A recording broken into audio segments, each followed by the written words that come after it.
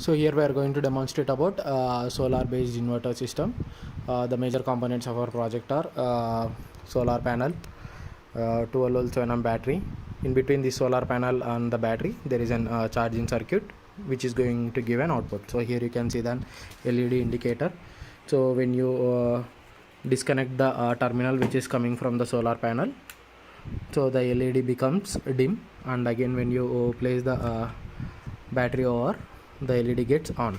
So when the intensity of the light increases, so when you show the solar panel to the light, so here you can see the intensity of the charging light will be increased.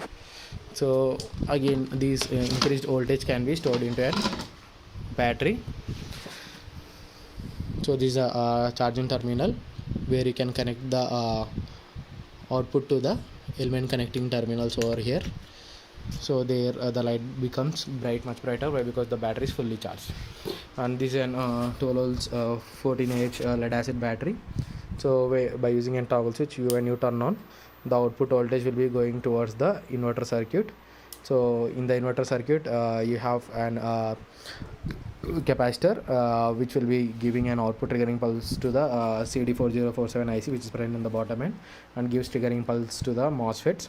So here you can see two MOSFETs which will be giving an pulse width modulation, where the tank circuit is connected parallelly to increase the resonance, and there is an SDM step up transformer which is going to amplify the voltage and convert 12 volts pulse rated DC to 230 volts when the load is connected in the closed format. When it is an open format, the voltage will be fluctuating from 0 to 230 volts.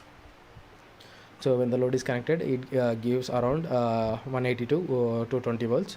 So when you turn on the toggle switch, the power supply is being converted into a DC power supply to AC, and the load gets turned on.